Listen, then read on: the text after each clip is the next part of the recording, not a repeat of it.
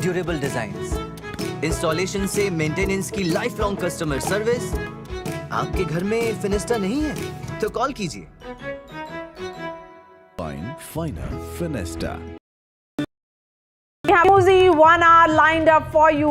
It has been 4 days, remember, since the tragic death of Shafali Jariwala. What killed the reality TV star is not clear. The autopsy report hasn't come out yet.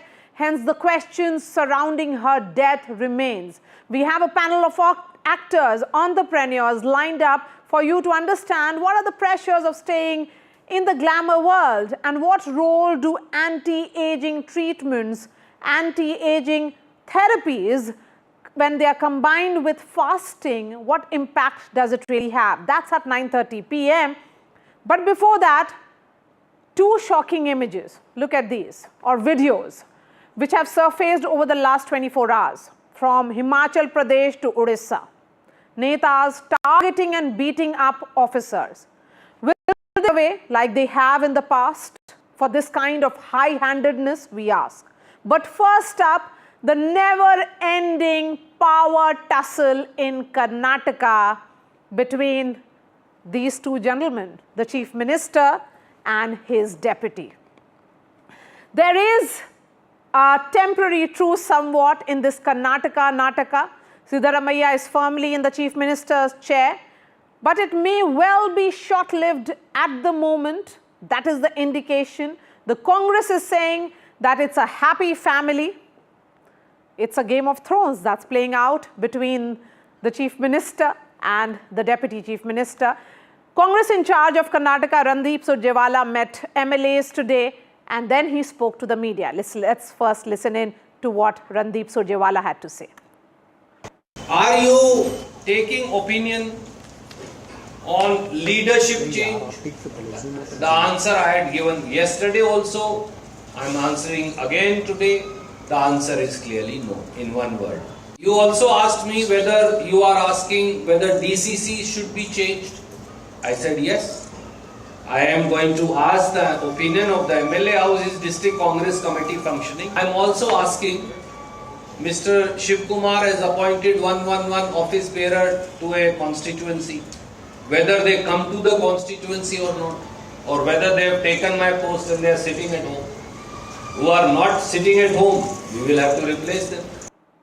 He was sitting next to him, and soon after, NDTV's Deepak Bopanna spoke to this man, the man at the center of this controversy, DK Shivkumar. He has quelled all rumors and has asserted that the Congress is a united force in Karnataka.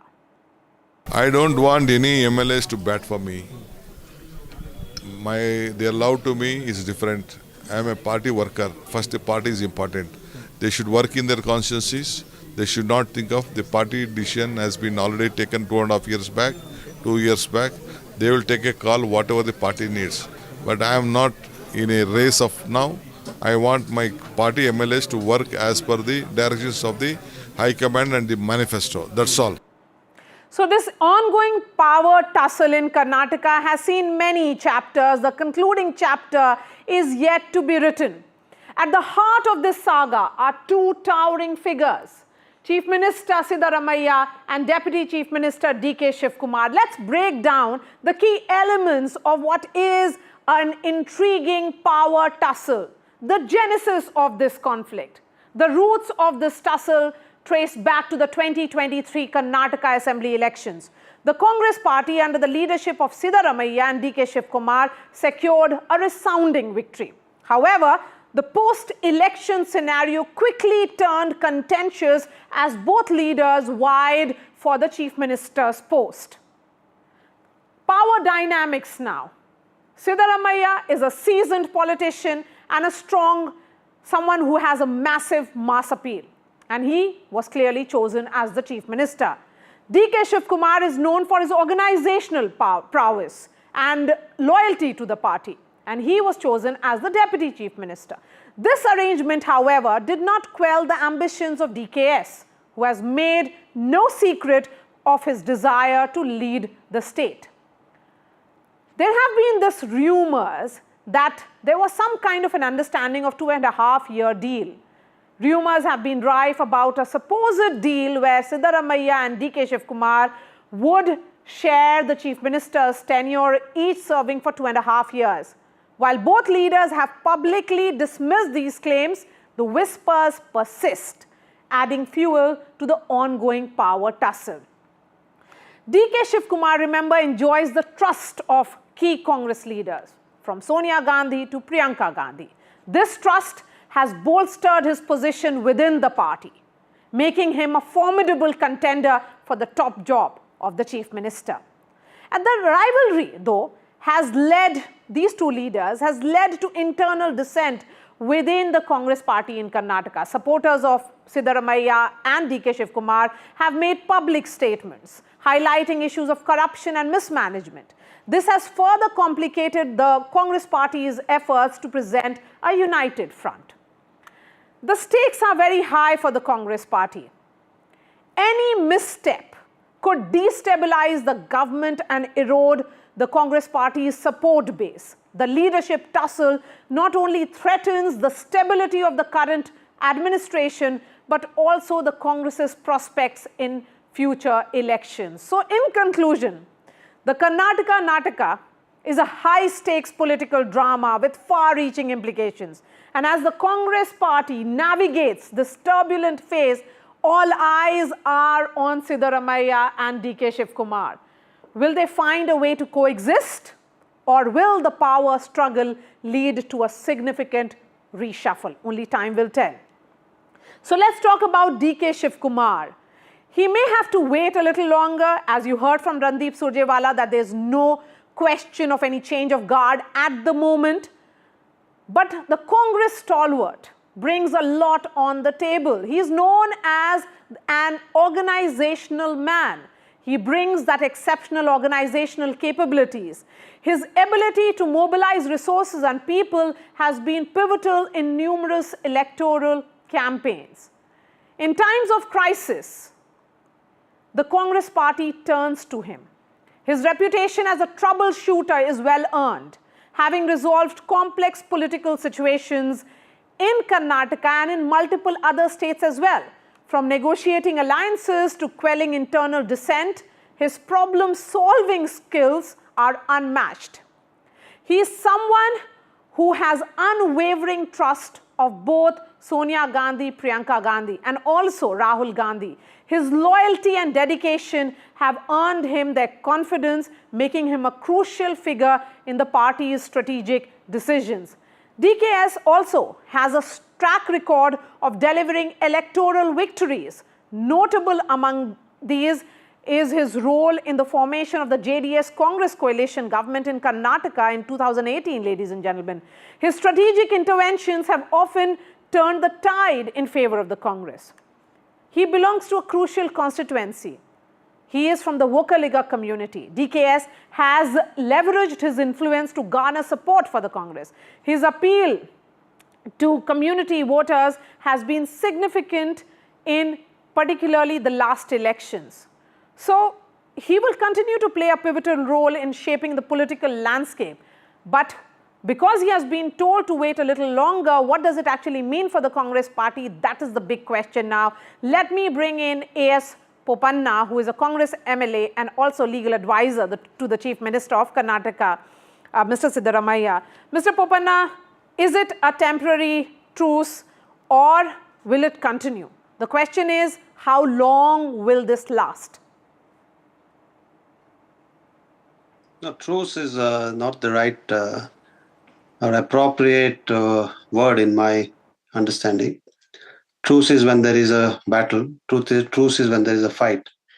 Right now, there seems to be a perception that there is a tiff for the position of the Chief Minister.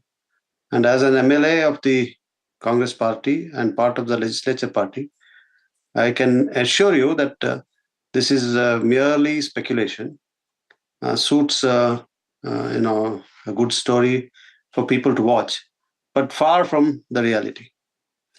The General Secretary of the All India Congress Committee is here to seek on the opinion of the MLAs on various issues.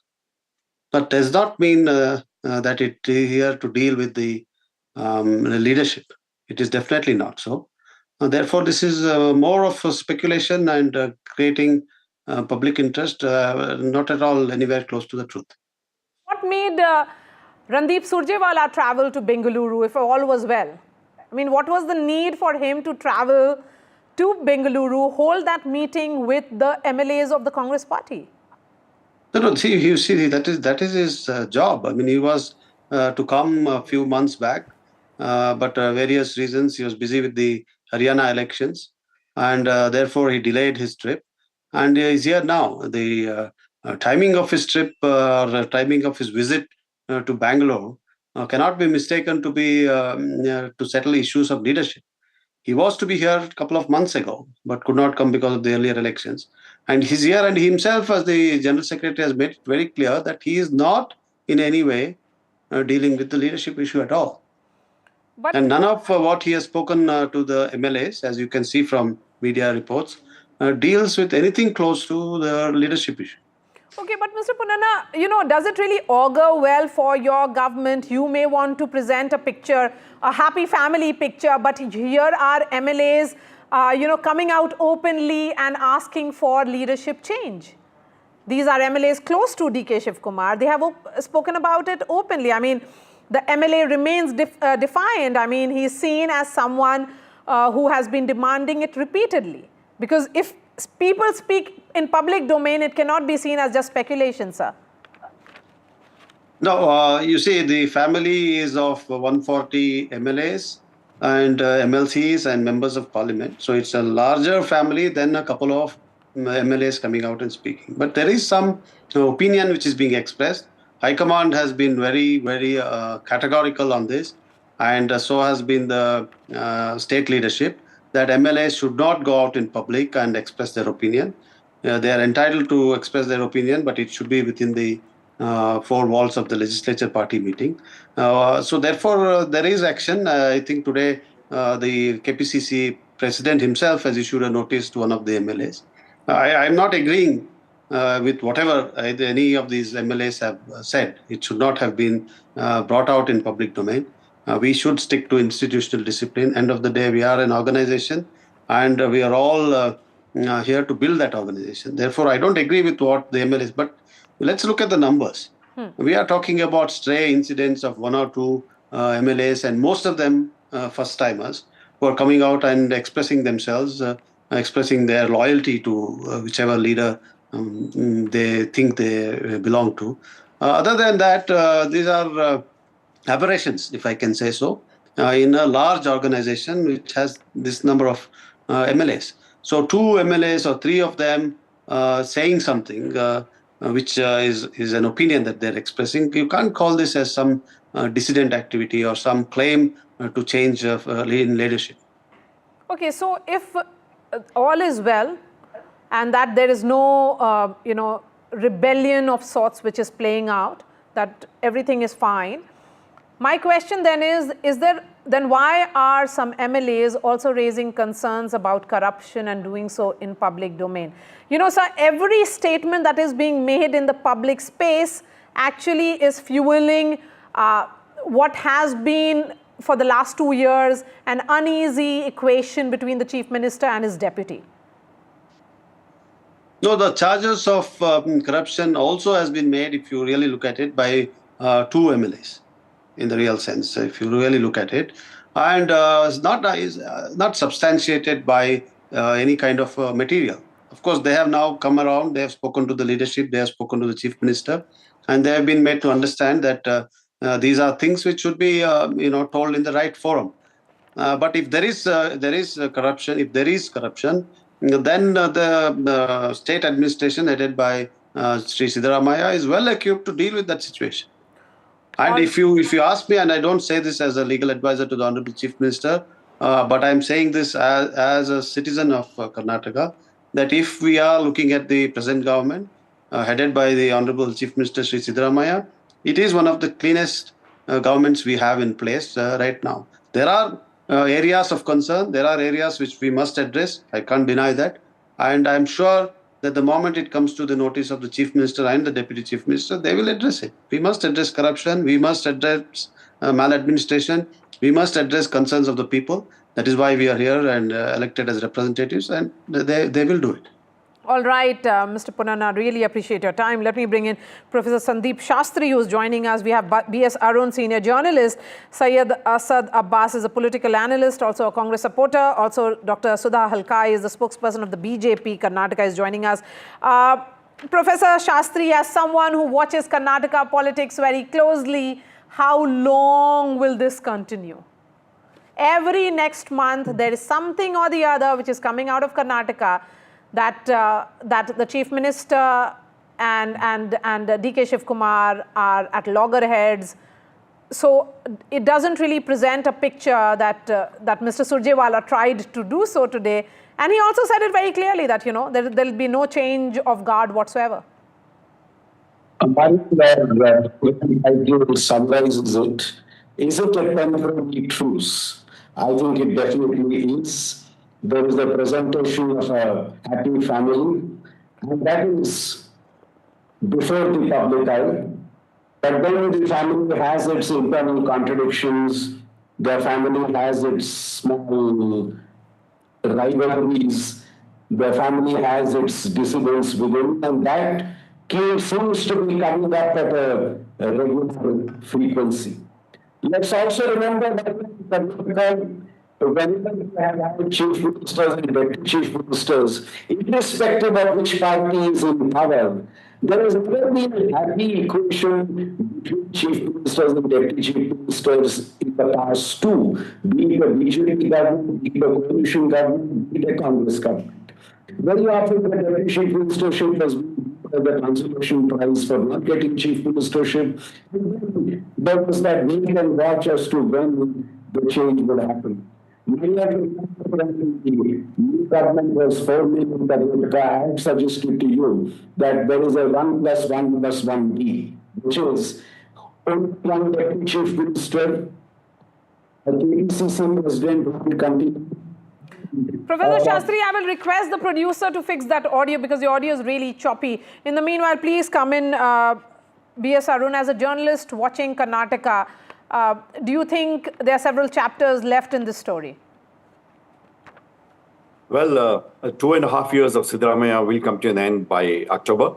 And till that time, the Nataka that you are referring to will continue like this. The statements made yesterday by Congress President Mallikarjun Kharge that the High Command will decide about Karnataka is an important statement. That shows that there are things that need to be looked into in Karnataka, and obviously that is a question of leadership. So we can expect leadership change by October, November, when Siddaramaiah completes half of his term. And as per possible agreement that was eked out when Siddaramaiah became chief minister, the chief ministership may go to DK Shivakumar. Now the important question is... But Mr. Arun, there was no official announcement. It has been in the realm of speculation and rumors that there was some kind of division of power of this nature that was worked out between the two and a half years. But there is no basis to it. What happened behind closed doors, there's no backing. I mean, in the sense that both DK Shivkumar and Siddaramaiah have said that there's no such understanding. I will give a couple of instances. Yes. Number one, hardly any political party will say, look, there is an agreement and by certain date, there may be a change of leadership. I don't think any political party will say that. So they will keep people on tenterhooks. They have to keep the MLAs also waiting, because otherwise the rebellions may start. Yes. That may be true in any party. Number one. Number two, in Karnataka, please look at the incidents that have happened, the developments that have taken place in the last about 2-3 months. There was a meeting of the Dalit MLAs close to Siddaramaiah that was to take place. But then Shivakumar went to Delhi and ensured that that meeting was never held. Number two, there was to be a convention of support to Siddaramaiah when he completed 2 years. It was to be held in Hassan.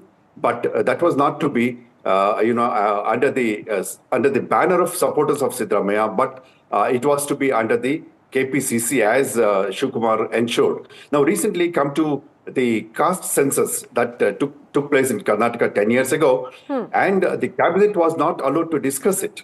On the second day, there was a meeting in Delhi, and Chief Minister himself announced that he is not going to table this report. And a new survey has been ordered, and that was a big setback for Siddaramaiah. And the last one was a stampede, that took place a month ago. And Siddaramaiah's political secretary became the sacking point. He was sacked because we have not been given the reason yet. So these are all, some of the incidents which go to show that High Command is not particularly very happy with since you have Siddaramaiah. spoken about two instances, I'm sure the BJP is watching with great glee that the administration is not functioning because of political, a situation, in the sense that political differences between the Chief Minister and DK Shivkumar. So, is the BJP just watching, or is the BJP also making some moves here, Dr. Sudha?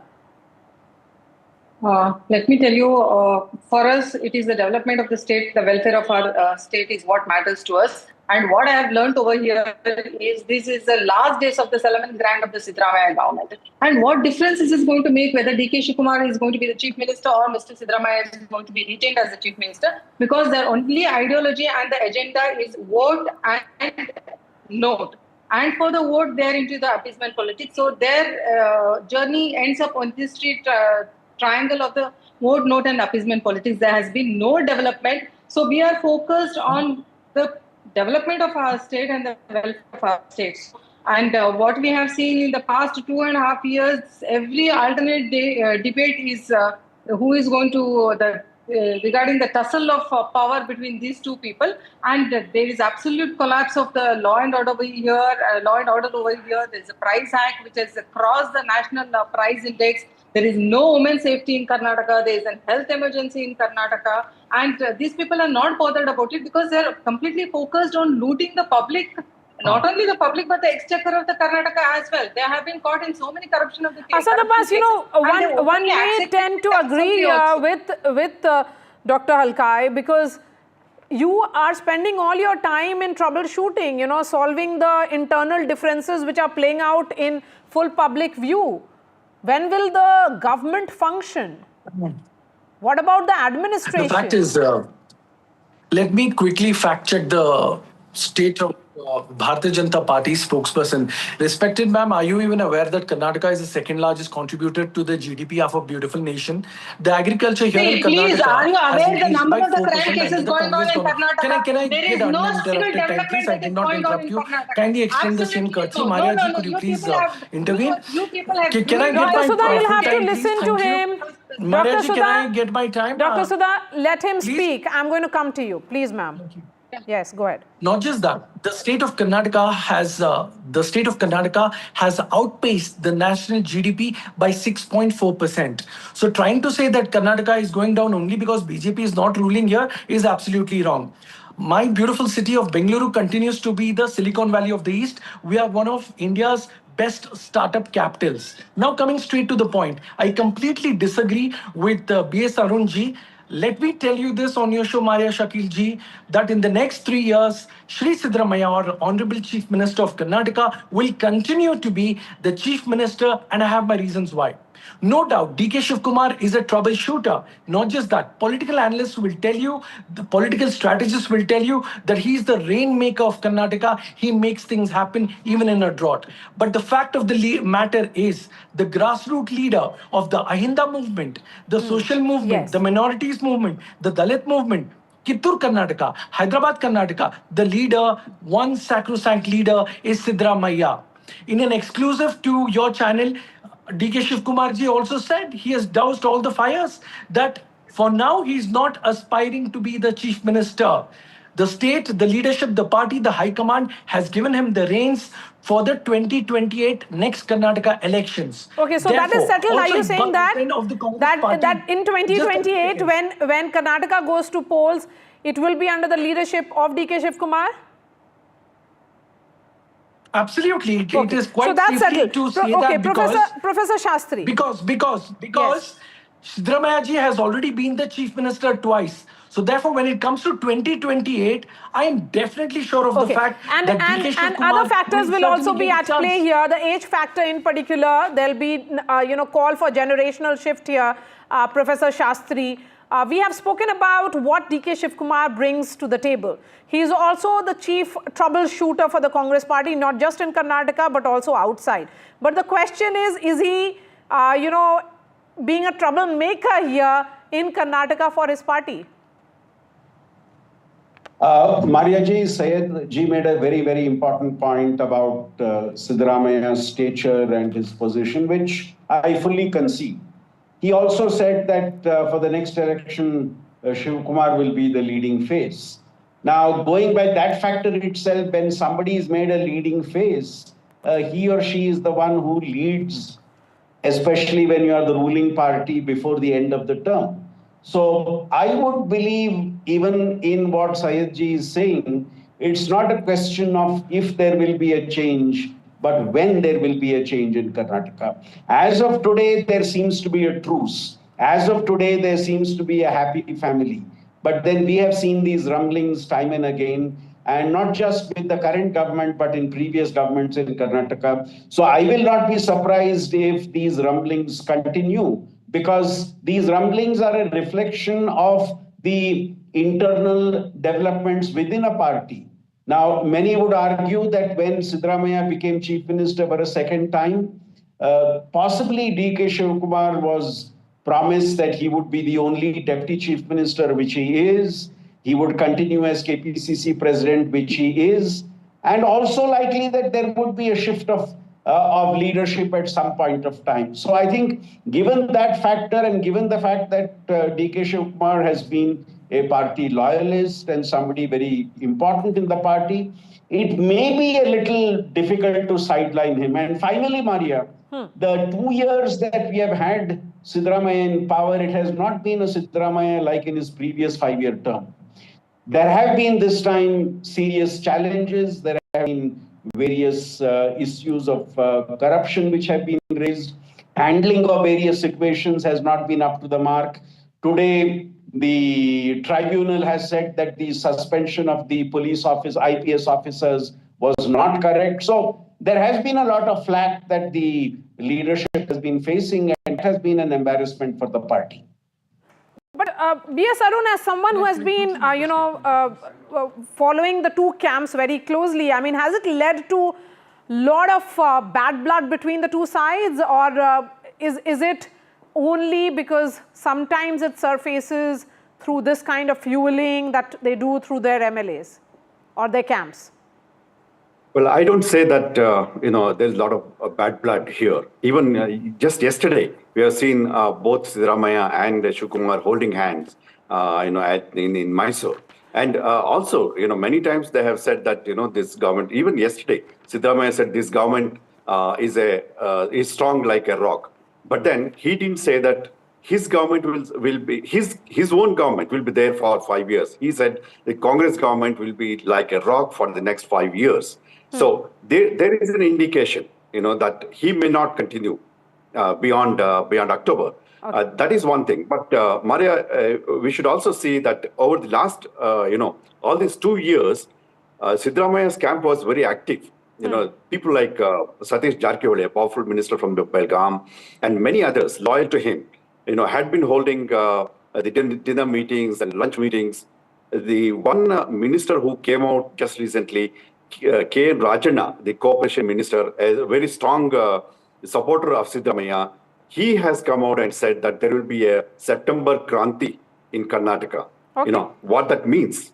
The leaders have sort of started changing their stance. Okay. But then we must be fair to both the sides, that that acrimony has not come into the open, and they have maintained that dignity. But B.S. Arun, what more? When we say acrimony has not come out in the open, it's fairly open. It can't be more open than what we are seeing right now, sir. It's clear. The MLAs may be saying, And rightly so, because the grievances have to be expressed in a democracy. But then the leaders, these two leaders have maintained that public dignity, and they have not, started accusing each other. Okay. So that's where we'll have to wait for the September please, now. Maria? That's I'd like when to answer on perhaps the K. next Rajana. round will be playing B.S. Arun, Professor Shastri, Syed Asad Abbas and Dr. Halka. I really appreciate your time. Shifting focus now to what clearly is a shocker of a story, where lawmakers have turned lawbreakers. Just look at these two visuals. Two officials, one from Himachal, another from Odisha. They were beaten by netas in their workplace. The first images are from Odisha. The man being dragged and kicked here is Bhubaneswar Municipal Corporation Additional Commissioner Ratnakar Sahu. And the men who are landing these blows on the official are the supporters of BJP leader Jagannath Pradhan. The men were angry as the officer allegedly misbehaved with their leader. Now these four persons have been arrested. Now look at the second image. These are the images which are coming in from Himachal, where an NHAI, which is the National Highways Authority of India official Achal Jindal, was assaulted by state's Panchayati Raj Minister Anirudh Singh. Why? The minister then went to inspect, in fact had gone to inspect a building which had collapsed, which was near a highway, and he was not satisfied with the officer's reply to the accident. Mr. Jindal was left bleeding with a head injury. He's right here on the hospital bed, and the minister has now been booked for the assault. Why do netas and their supporters feel so blatant and arrogant? What gives them the confidence that they are above the law? That is what I wish to ask to the panelists who are joining me now. Ajay Shankar is former Power Secretary. We also have Yashwardhan Azad, former IPS officer. Yashwardhan Azad, why do netas feel that they can beat officers, bureaucrats and get away with it? Well, netas always feel that because there's nothing constructive they can do, because they don't have time for any kind of, creative work which they can do in office.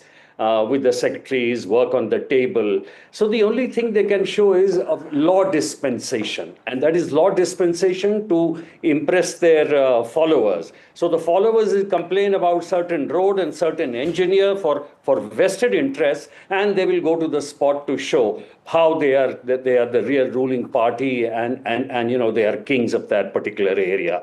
This is reflected not only in the ministers' minds, but also in the local karyakartas, because when you win an election, there are a lot of promises you already give those people. When they come back, for you to fulfill those promises, the only way is that many of those things which are wrongly promised, you do it through arm twisting the officers. So this is the kind of attitude which has developed across the states, and it will continue, Maria, for the lack of better constructive things which these ministers can do. Imagine today there is a churn in Karnataka, and the kind of things which are happening to become minister is unimaginable. And this is why it is there. The politics is rotten, and you will obviously have things like this emerging time and again, not only now.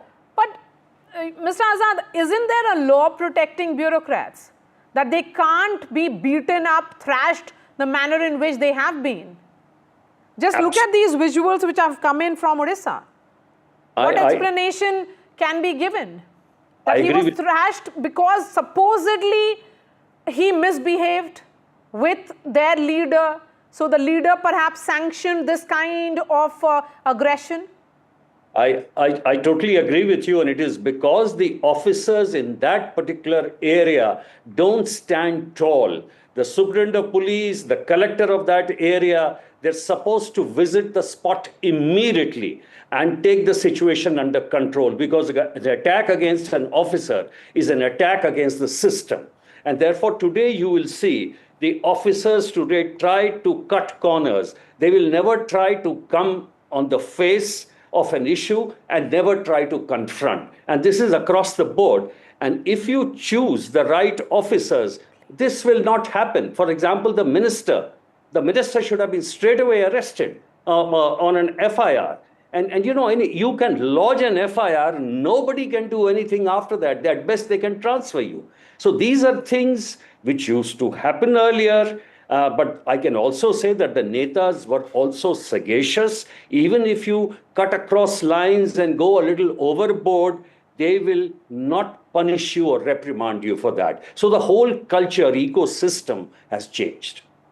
From Himachal to Odisha, there is somebody, there is great degree of brazenness, I would say, Ajay Shankar, and also a sense that they can get away because it has been sanctioned by their netas. In one place, it is a minister, Himachal minister, who has done so. Another, again, a ruling dispensation's, karyakartas, the workers who have gone ahead and beaten up the officer. The problem that we are witnessing is a very serious problem. It's a structural problem, and it is getting worse by the day. And this problem is not being adequately recognized, or the root causes being properly identified and action being taken. So let me begin by the first problem. The first problem is that the criminal justice system in India is collapsing. I'm making a very strong statement and deliberately. So nobody really expects that if you beat up somebody or you do something else which is violative of the law, you will actually end up getting convicted.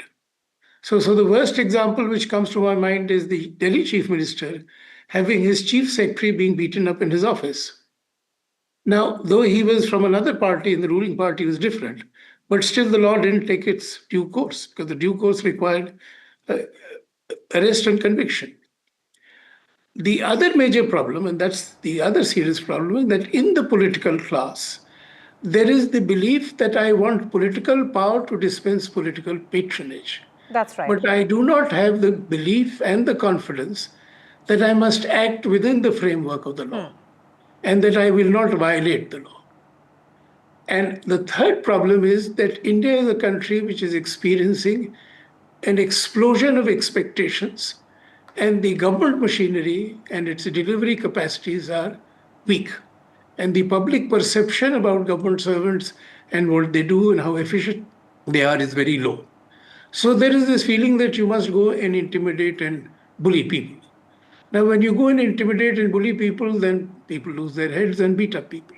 So I think unless the political class across parties, because some party or the other is in power across India, recognizes that the foundations of India are being weakened to the point it may sort of disintegrating, and that the use of physical violence by citizens is the antithesis of any organized state, because the state should have the monopoly of the use of violence through its police force. So these things will really make it very difficult for India to achieve its full potential or be a Viksit Bharat, when at the very foundation, it's a tinderbox which can explode any day, anywhere. All right. I can name incidents where a Bihar DM was assaulted to death. Now, when I began service, the respect for the state machinery was such that nobody would even dare to dream of raising a hand against a junior officer, even on a senior officer. That's right. So I would end by urging that it's a wake-up call, and I think the wake-up call is for the political class across the parties, that political cadres must be told, communicated, that you have to act within the framework of the law. You cannot use violence or encourage your supporters to use violence for whatever cause it is there. Because that is weakening India, every day weakening the Indian state, and India will be unable to achieve its full potential. This problem is recognized and addressed, and I repeat, it's a problem across parties, across states, and it's getting worse. Absolutely. I mean, that's what we are seeing across states. In one state, it is Congress government, another one BJP government, similar behavior by netas in both the states. So Ajay Shankar and Yashwardhan Azad, really appreciate your time. Thank you so much. On that note, we are slipping into a short break. Coming up would be details which have emerged into what has been a tragic death of Shafali Jariwala It's been 4 days since she died, but the mystery around what caused her death is only deepening. Stay with us.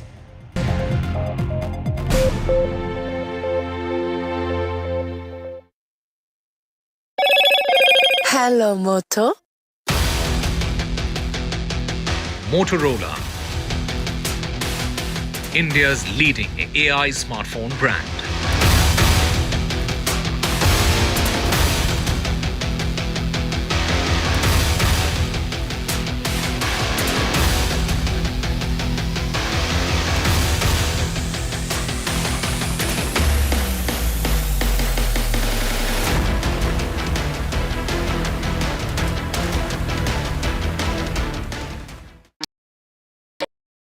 फिनेस्टा windows, beautiful and durable designs, installation से maintenance की life long customer service. आपके घर में फिनेस्टा नहीं है तो call कीजिए। Finer Finesta. If it matters to you, if it matters to you, if it matters to you, it matters to India, it matters to India, and it matters to me, and it matters to me. India Matters with Shivakumar, only on NDTV 24/7.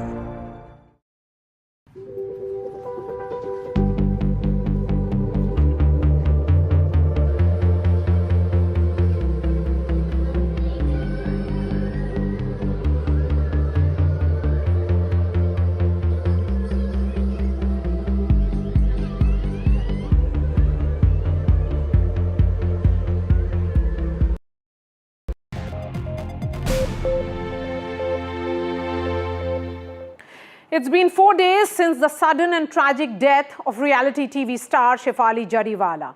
The mystery certainly has deepened. The initial autopsy conducted at R.N. Cooper Hospital did not provide a clear cause of death.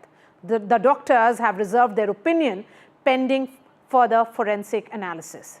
Investigators found various medications and supplements at her residence, including anti-aging pills and skin glow tablets. These are now under scrutiny as potential factors in her death. Shivkumar was reportedly suffering also from some kind of neurological disorder and has been on medication for that as well. Preliminary findings suggest she may have suffered a cardiac arrest, but this is also not confirmed. So after 4 days, the questions that need answers. First, what did the toxicology report reveal? These reports are crucial in determining whether any substance in a system actually contributed to her death. Second question, were the supplements she was taking safe? The investigation needs to establish if the anti-aging pills and other supplements had any adverse effect on her health.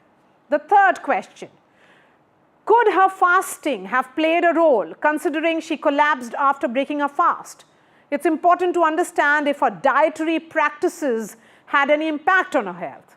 Fourth question, what was the exact sequence of events on the day of her death? A detailed timeline could help perhaps piece together the circumstances leading to her untimely demise. The fifth question that we ask on the show tonight, are there any underlying health conditions that were overlooked?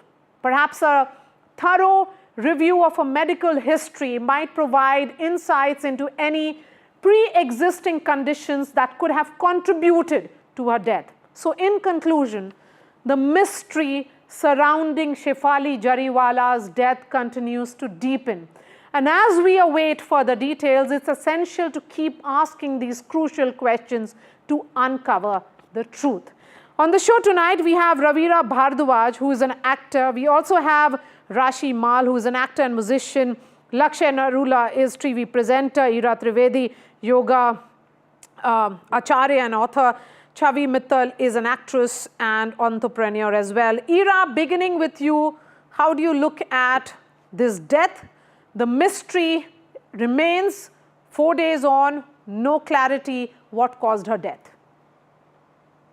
First of all, I think that the hospitals, the doctors, they do owe us an answer. There's been a lot of speculation around her death, and I think it would be great to just put all of it to a close. And on a larger level of what this means to society, I think, according to me, it's such a really a mirror on what society is going through today. There is so much pressure on everyone, especially women, particularly young women, to look a certain way, to behave a certain way. And in the quest for that, sometimes extreme measures are taken. And what it looks like prima facie is that there was extreme pressure on this young woman to have to prove something to society, to people, and maybe even to herself.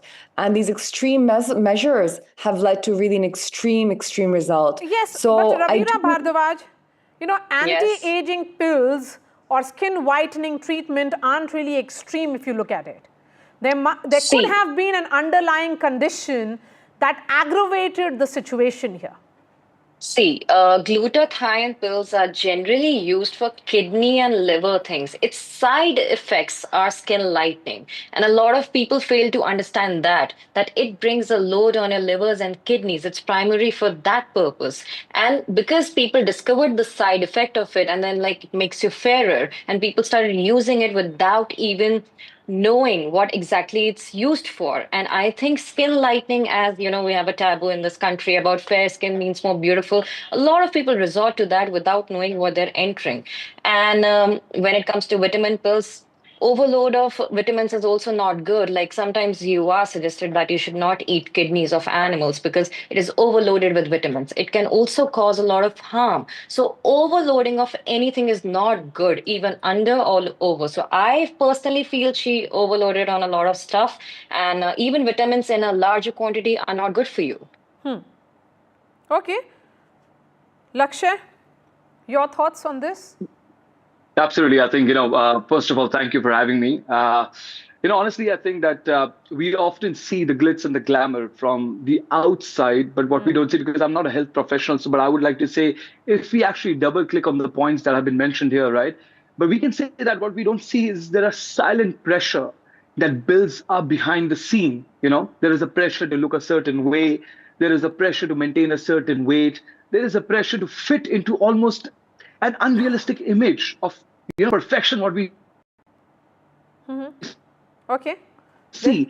And I think in the recent era, what we've seen is there is a lot of this social media amplifying the entire pressure as well. In the diet culture, there have been unhealthy practices of all that, And I think, what needs to be taken care of, it's important because in the entertainment space, the camera is always rolling now, not like back in the days. Now, even if you're on the set, you're off the set, there's always some camera rolling around you. So you make sure that you look picture perfect. You have the flawless skin, you have the zero body fat, you have the glowing energy. Even on the days when you're not mentally prepared for it, you're exhausted, tired, but you want to make sure that, because you don't know where the cameras are, right? So there's a lot of mental pressure. And I think that builds up, to take all these medicine, to portray I would say, Rashi, that these aren't really silent pressures. These are on your face pressure. Look at what social media has also done, that you're watched all the time, and being an actor who has been around for, and she wasn't really someone who had regular projects. They were coming in intervals, so obviously there was more pressure on her to look in a particular way. Do you think social media is adding more pressure to have that picture perfect, stereotypical appearance categories, or to look in a particular way, which is unrealistic? At 40, 45 or 50, 55, nobody can look what they did. We can't look what we did in our 20s. Yes, for sure. I think social media has really exacerbated this problem. We live in a filter culture where you don't really see what people truly look like. And, there definitely is pressure. Girls as young as 11, 12 are using anti-aging products, which again, like was already mentioned, is such a mirror to what we go through as women. And what we need to look at as a society, because the entire cosmetic industry is hinging on peddling this idea of, anti-aging products to women from a very young age. So you kind of grow up with that, whether or not you're in the industry or not. And then when you're part of the industry, that just gets amplified even further. It's so tragic that something like this has to happen for us to talk about these issues. And we'll talk about it for 2 days and then forget about it again. But I think this is a conversation that really needs to be brought to the forefront on how much of an effect it takes, how much of a toll it takes on people. And whether or not she had regular work, like again, we've kind of become this very voyeuristic culture where cameras are constantly looking, either self-induced or by virtue of media and the expectation of artists to be visible, to be accessible, to share their life. And then, of course, then, you want to present your best foot forward. And you know what that led to in this particular case. I mean, it's all speculation so far, but if that's what happened, it's really, really tragic. Okay, there's a lot of speculation. I agree, Chavi. As an actor yourself, there is a tragedy which has struck us, and there are legitimate questions which are being asked. Underlying health condition. Also, did she overlook, the fact that she had those boxes full of medicines, did she take them under doctor's supervision? All these questions which have to be answered, because, perhaps we have to be better prepared to deal with certain situations. Were there some early signs that the body was showing that she could suffer a stroke? All that has to be answered, Chavi. No, absolutely. I agree with most of the things that people are saying. There's a lot of pressure on actors, not just actors. I think most people, because of social media today, are undergoing tremendous pressure to be at their best at all times. The other thing is that the medication that has been found at her place, now there's speculation that she was self-medicating without any doctor's supervision. If that is the case, glutathione or vitamin C may be very safe to take, but then again, how much is safe enough? What is the correct way to administer these things, and whether it is safe to take these things while you're fasting? There are too many factors to be considered over here. And I think the most important thing is the constant need for validation, not just on social media, but also around you. What are the kind of people who are around you, who are, sort of your advisors? What are the things that people are telling you about you? And what is the internal journey that you yourself are going through in life as a 42-year-old? Is it only an external validation that you're looking for, desiring all the time? Or is it also something, are you also trying to grow in other aspects of life? I mean, I feel that today, because of social media, everybody wants to look the same age. So a 20-year-old is a 40-year-old, is a 60-year-old. They all want to look the same. There is no education about growth in other aspects. It is just growth means aging for everybody. And that is something which needs a lot of awareness and education, I feel. And of course, this is an eye-opener for everybody. And I hope this is not like another person just mentioned, that I hope this is not something which only it's a conversation for 2 days and then forgotten. No, I think it will make a lot of difference if a change can be brought on. So this conversation must continue, Ravira. Yes. I feel there's a lot of vanity that is surrounding this industry. Like, you need to be pretty all the time. As everyone said, there's a lot of pressure due to social media in general, cameras rolling around, these pap culture these days. So I feel that this leads to not just women, it's a gender neutral thing now, that even men need to look good, even at, when they're in their 40s or 50s, and they tend to look very lean even in that age. And we have seen those deaths as well. So women definitely have a pressure, and especially post-pregnancy, to bounce back to their own, zero-figure era, because you're an actor. And all these things do pressurize you to maintain yourself in a certain way. But we are forgetting as a generation that we need to age gracefully. And yeah, as others said, girls as young as 11, 12, they are, applying products that are anti-aging. And even women in their mid-20s are using Botox without knowing what exactly Botox is and what it actually does. And just, I think they're following the trend. And I definitely do feel that this is an eye opener for all the people, not just women, even for men. Absolutely. That So, don't Lakshay, push yourself. yes, I wanted to ask that question about that appearance, irrespective of gender. Actually, that pressure is felt also on male actors. They also undergo Botox. Absolutely. I think, in the recent times, we've also seen like a lot of male, I mean, as, the panel has mentioned that irrespective of the gender, a lot of actors have taken these medicines to lose weight or whatever it is. Why is that happening? Probably that's happening because there is a constant, a panelist mentioned that there is a constant external pressure, and slowly that kind of builds into the internal anxiety as well. You start feeling that low self-worth as well. And I think irrespective of the gender, there are times, back in the days, like, we used to get some breaks between shoots, but now people expect us to be there on Instagram or on the social media apps every single day. And if we don't post, they're like, "Arey, kahan ho bhai? Where are you?" And I think this is something that this whole thing, boils down to, that amplifying pressure, these small pain points, how they amplify the pressure.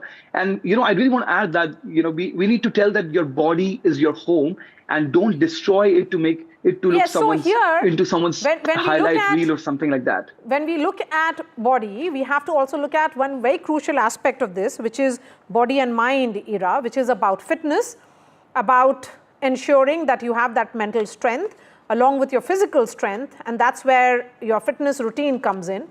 Do you think it gets aggravated because you're fasting, you're on medicines, and you're also working out?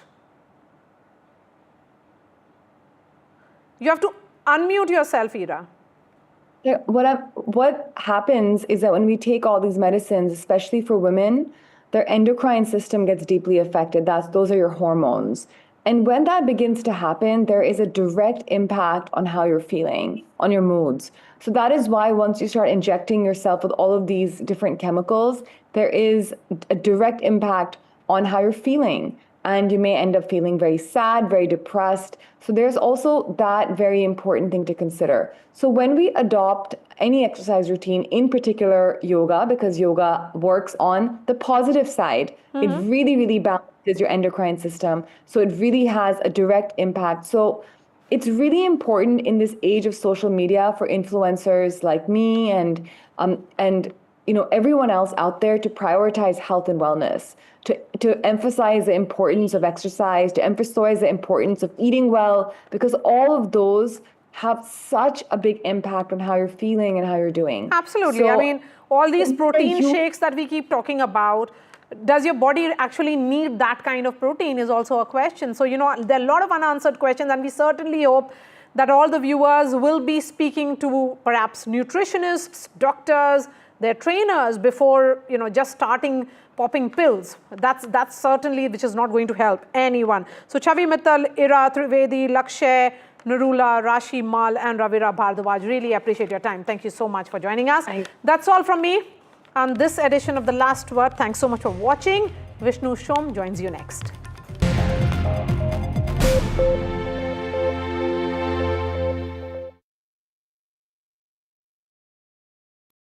Fenesta windows, beautiful and durable designs. Installation से maintenance की life long customer service. आपके घर में फिनेस्टा नहीं है तो call कीजिए. Finer Fenesta. I've been reporting on all issues big and small from Andhra Pradesh, Telangana, rest of South India, bringing you all the action, all that you need to know, all that you want to know. The energy of Maximum City is infectious. I'm bringing that energy in our news coverage from financial capital Mumbai. Covering from the southernmost part of India over the last 23 years, I bring in-depth and 360-degree coverage from the Dravidian heartland. The land of Mishti, also known for its bitter politics. I have seen much water flow under the Howrah Bridge, covering Bengal in all its vivid colors. India's IT capital is always bustling, a city full of startups, stories and surprises. And I keep you ahead on all the Bengaluru buzz.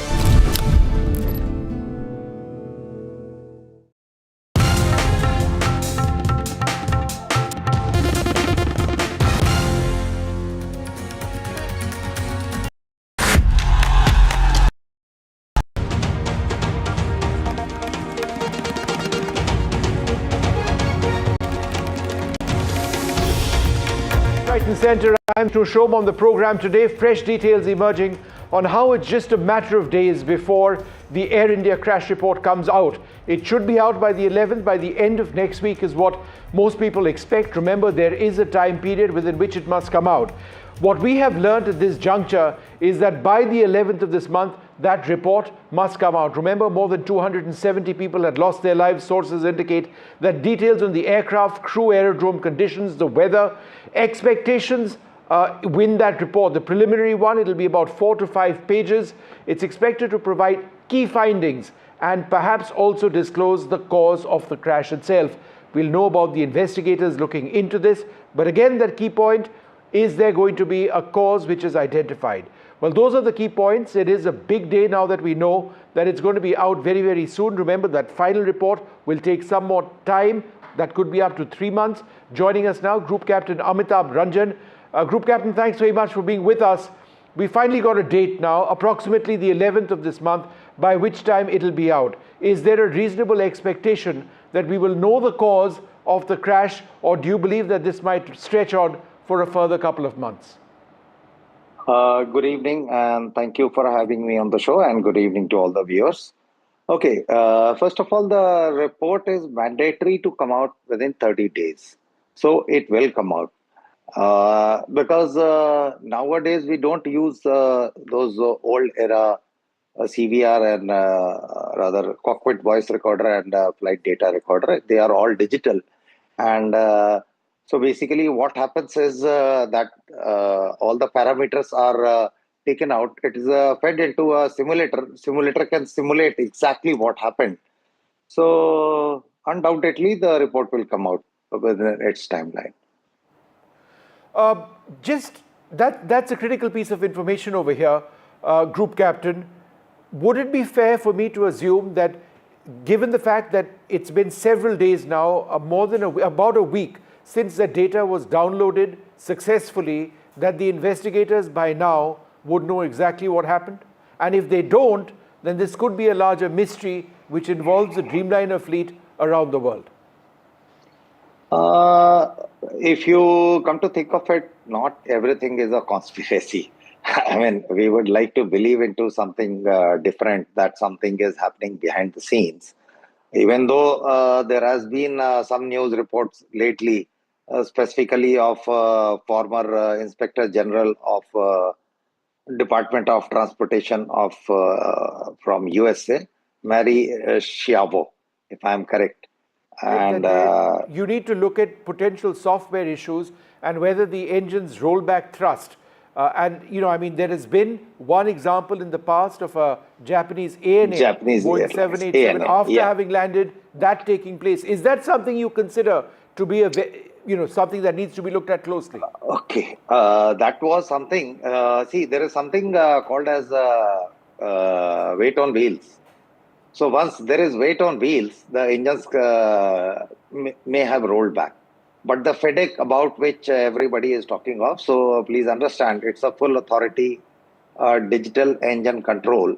So it controls the engine, it does not let it outperform, it does not let it burn out, and it does not let it go underpowered as per the configuration of that aircraft and the temperatures. So everything is dependent, and FedEx, I've been flying FedEx aircraft for now almost 20 odd years.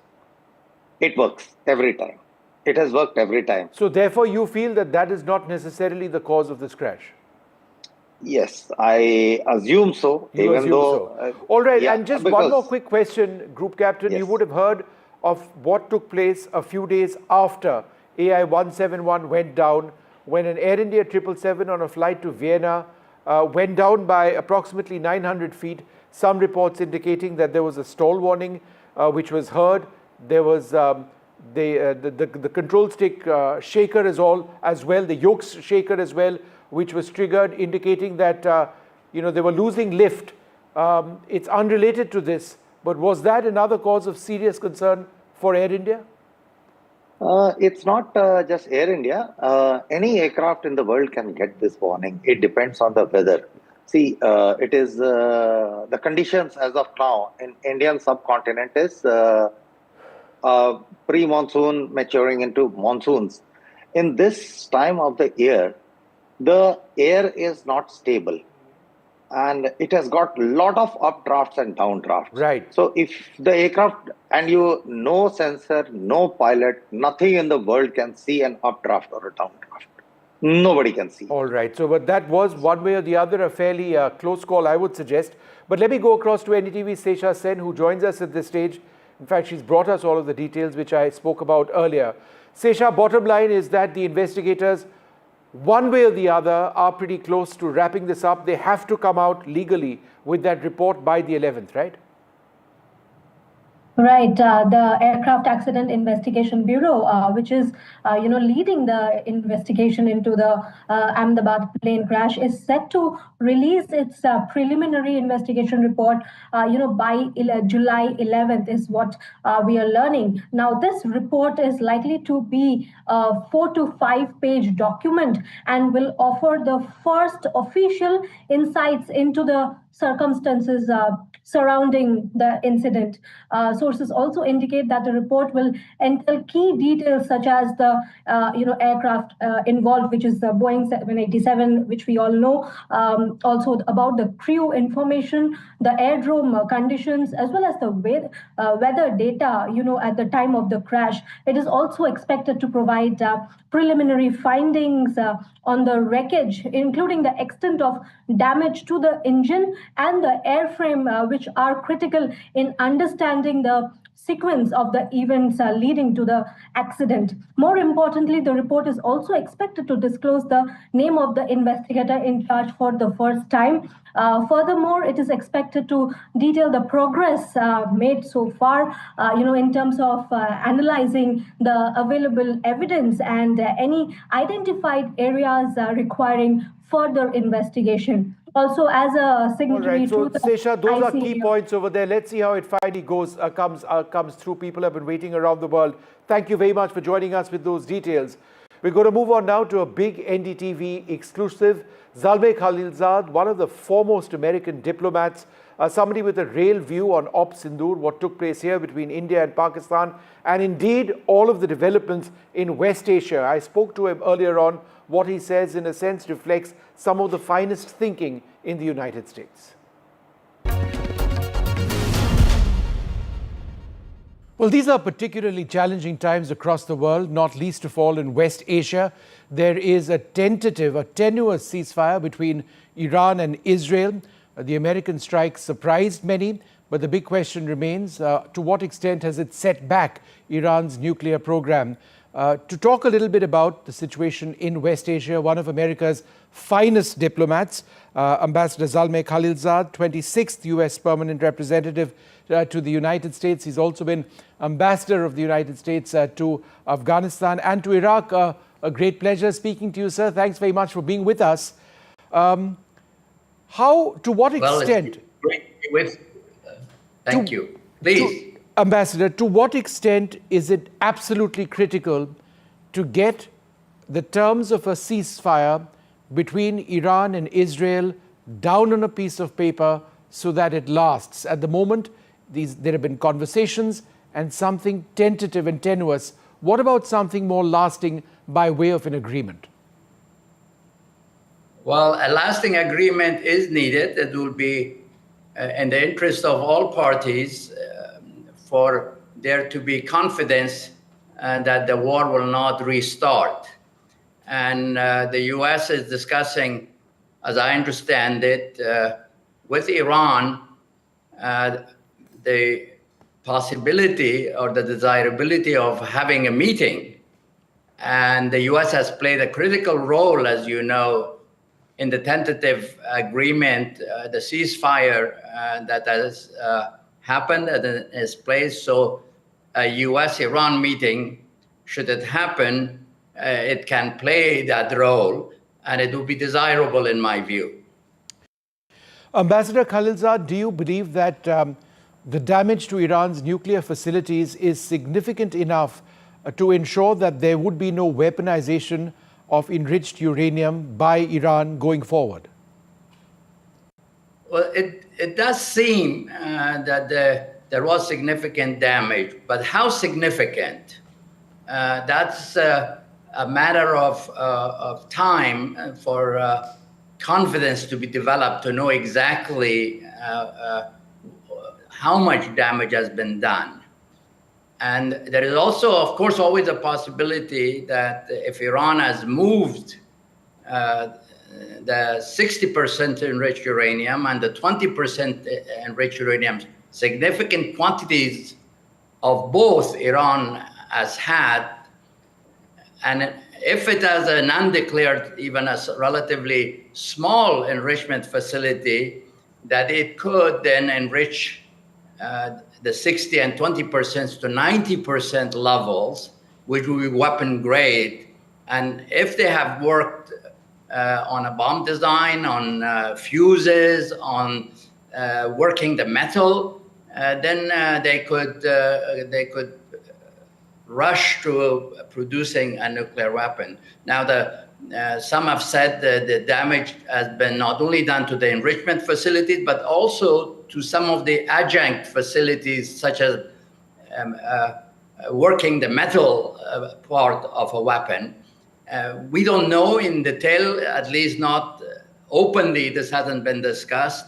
So we have to just wait and see for a more detailed over time report and assessment.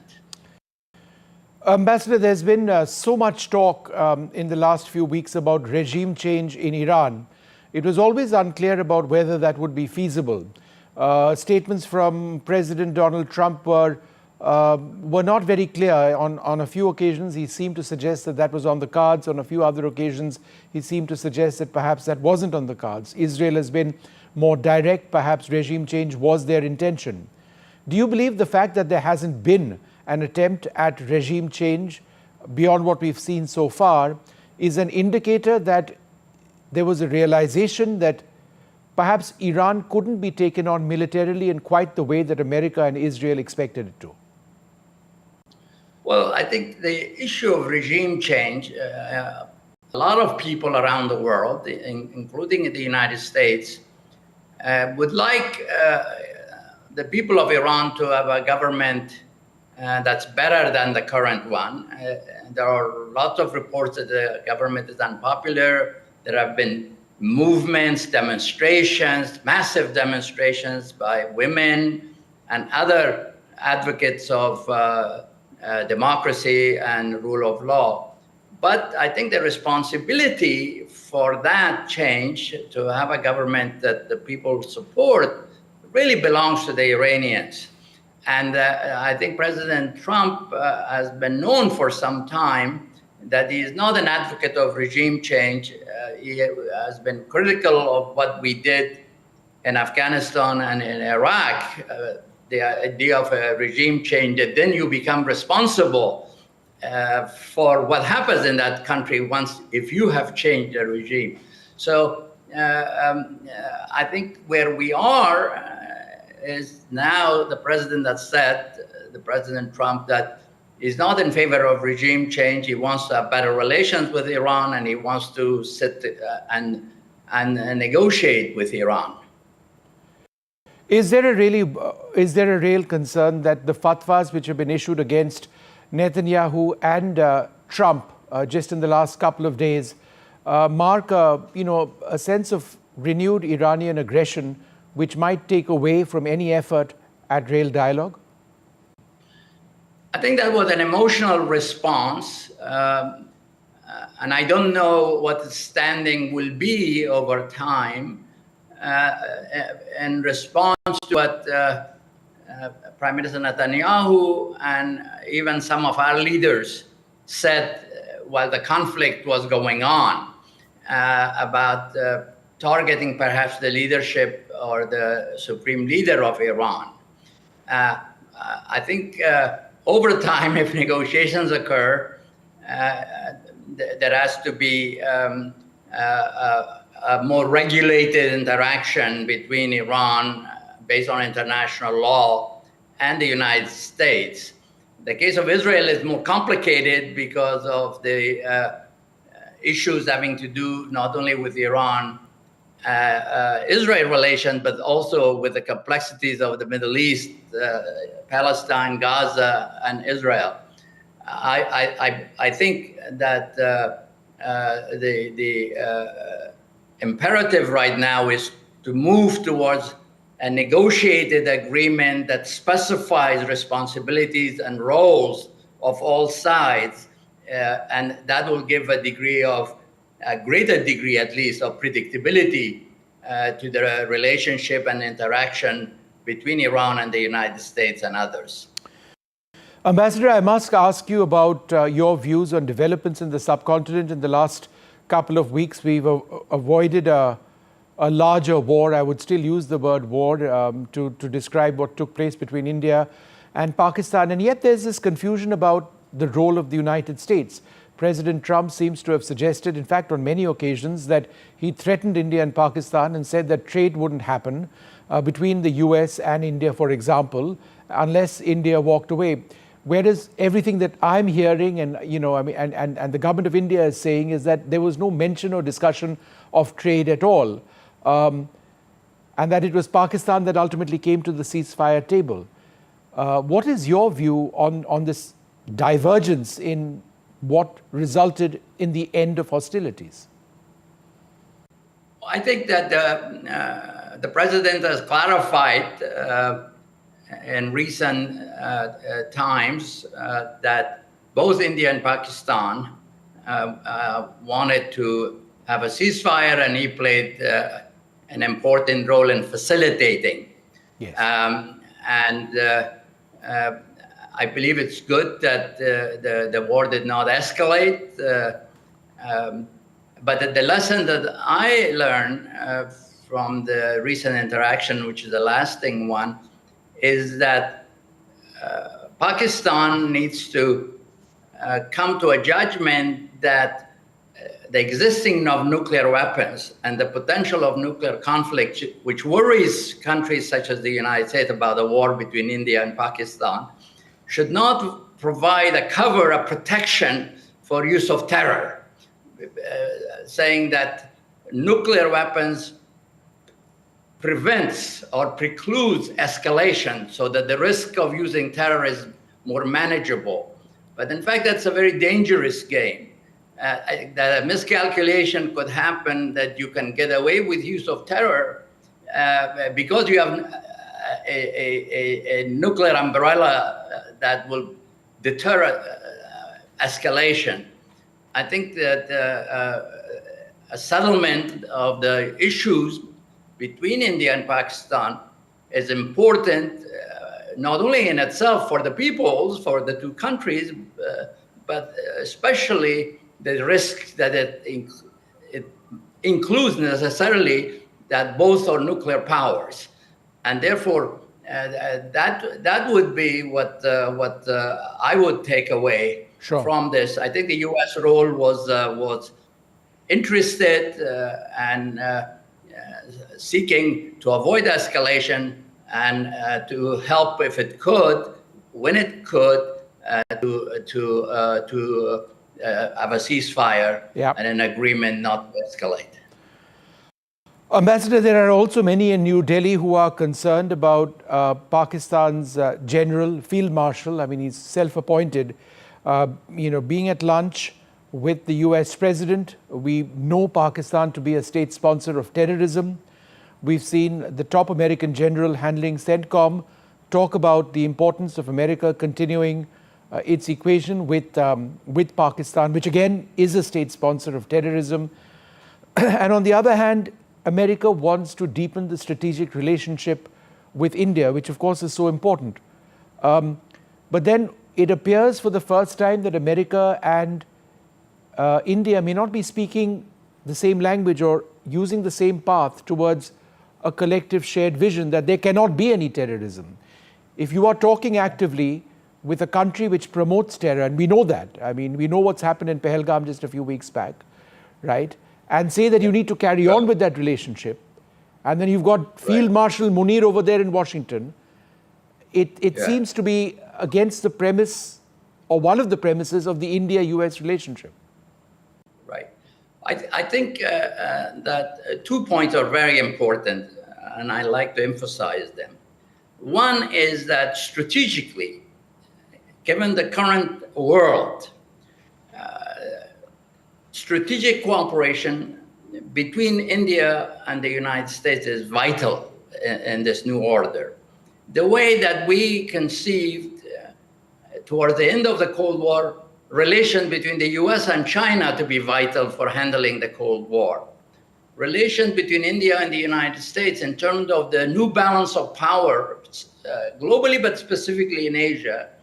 India and the US cooperation is critical for handling this situation in which China is seeking regional hegemony in Asia and a global rivalry or global preeminence at the expense of both India and the United States. So that is the fundamental issue. Now, on terrorism, on relations with Pakistan, those are issues. On terrorism, we are against. We should be against. We have experience of Pakistani supported terror ourselves. Yes. In relation to when we were in Afghanistan. Yeah. The sanctuaries were there. Pakistan both helped us and helped those who fought us at the same time.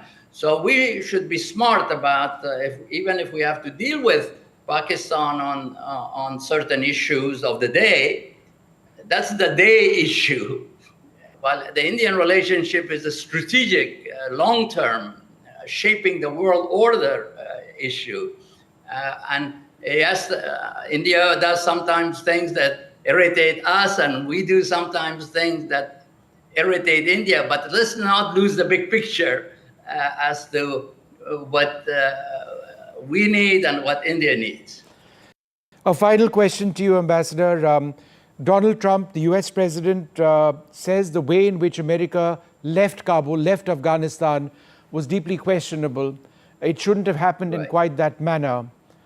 Countries around the world, including India, for example, are now talking to Taliban, which has been a hub of terror for so long. We all know about the condition of women in Afghanistan now, the status of education, the non-existence of democracy, which even my country, India, helped to shape once Afghanistan was free of the Al-Qaeda and Taliban in 2001. Are you not massively disappointed at the ground situation in Afghanistan today? I am disappointed. I am disappointed on the issues that you described, the women's education. I am pleased that there is no war there. Yes. That there used to be, on average, 200 or so Afghans getting killed every day during the war. And India is right to engage with the Taliban. They are a fact on the ground. They are reality. We don't agree with some of their policies. We engage also. The United States engages with the Taliban. But we need to also, as we engage, for good reasons, we need to keep encouraging them to evolve on their views on women's education, on girls, on a plan. What's their plans for the longer term? They're still, after 4 years, they are an interim government. What is a permanent system for Afghanistan? What it will be? By what process will that permanent government come into being? What are the role of non-Talibs? All Afghans are not Talibs. Yes. What role will they play in the choices that Afghanistan has to make? But the reality is what it is. The Taliban are the government. In fact, when I came to India during the negotiation with the Taliban, I made some news by saying India should also talk to them, because India is a neighboring country with a lot of interest. And Taliban are part of the reality of Afghanistan, as well as with the government of that time. So I think on Afghanistan, US and India are similar views now, although I think India initially was skeptical of what we were trying to do. But the war had gone on for 20 years. The world had changed. The costs were too high. So the President Trump decided in his first term to get an agreement to withdraw. Yes, the withdrawal was very terrible, disappointing. A lot of Americans are angry at the way that that withdrawal occurred, and many studies are being done to see what went wrong, why. But the reality is what it is, and we have to deal with it. Ambassador, fantastic talking to you. And I should let you know that back in 2001, I was in the front lines, possibly the first journalist to get into Bagram Air Base, which had just been liberated. And to see the collapse of the Al-Qaeda and the Taliban and the birth of democracy, the birth of women's rights, wonderful women MPs in Afghanistan. Yes. And you were part of that process to actually bring stability to that country, which is important for all of us. And to see it today, and we're talking about it in a different context, will be one of the biggest and most disappointing aspects of my career as a journalist for 3 decades. But it's wonderful speaking to you. Thank you very much, sir, for joining. Well, it's great to speak with you. I thank all the support that we received during that period, not only from the Indian government, but from Indian civil society, from Indian journalists. So I thank you for that as well. Right. Thank you, sir. Bye-bye. Thank you.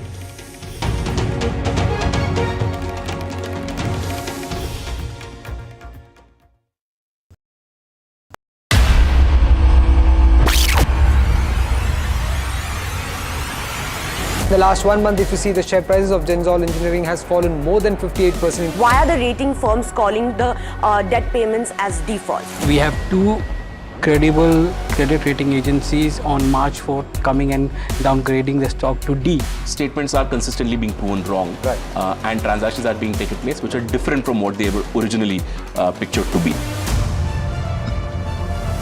The company claimed it would roll out 6,400 electric vehicles.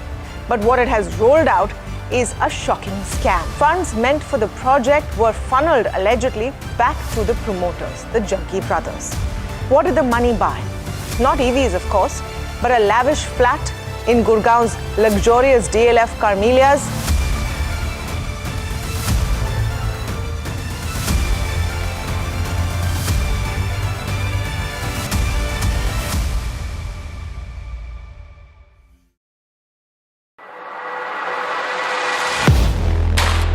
Do you really know the company you invest in? What is the real picture behind presentations and claims? Is the outlook as rosy as the company claims? Know Your Company, powered by NDTV Profit Research, shines a light on the biggest stock market movers.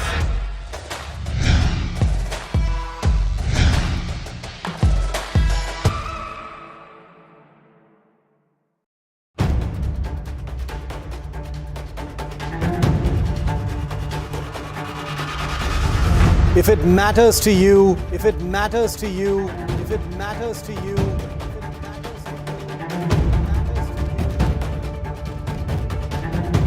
it matters to India. It matters to India. It matters to India. And it matters to me. And it matters to me.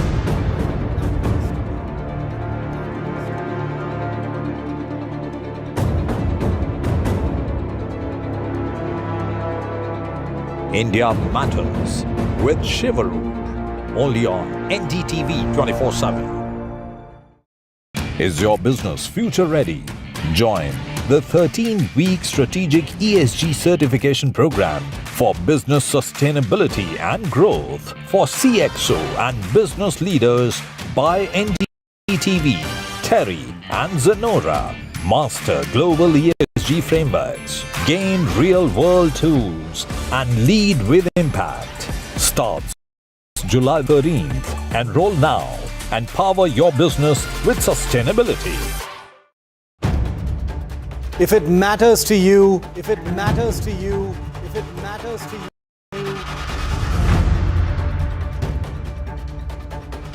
it matters to India. It matters to India.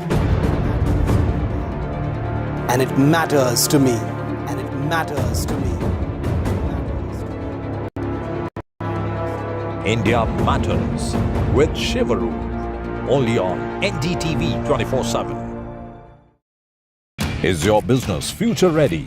Join the 13-week strategic ESG certification program for business sustainability and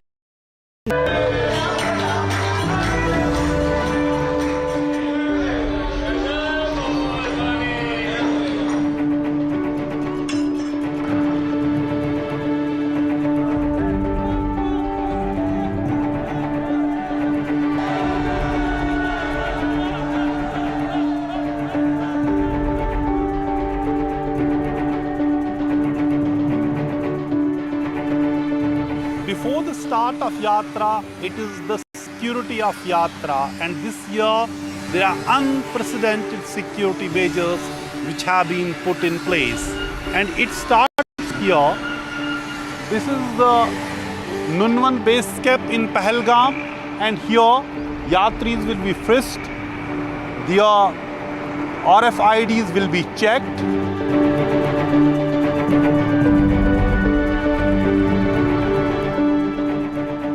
The whole route is being guarded by the BSF and the CRPF, and beyond this camp, then it would be the Indo-Tibetan border police, while as the army will be dominating these heights, these mountains and jungles.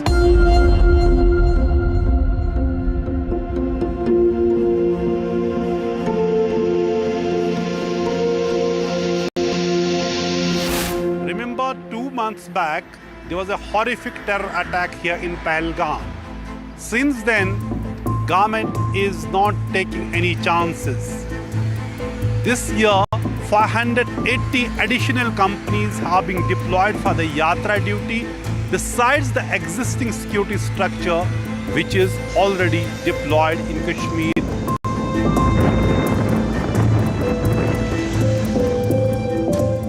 The route to the cave shrine of Amarnath is literally dotted with troops. In the backdrop of the recent Pahalgam terrorist attack, both Pahalgam and Baltal routes have been declared no-fly zones, and the most stringent security measures have been put in place for entry and exit from the area. As the terrorists behind the Pahalgam attack are yet to be tracked down, the impact of the attack is readily visible. Besides hitting the tourist footfall in Kashmir, Yatra registration has also recorded a dip this year. Officials say over 2 lakh people had registered for the Yatra before April the 22nd attack in Pahalgam. Now only 85,000 of them have confirmed their participation. जो लोग 22 अप्रैल के पहले registration कराए थे, उनसे दोबारा हमने request किया कि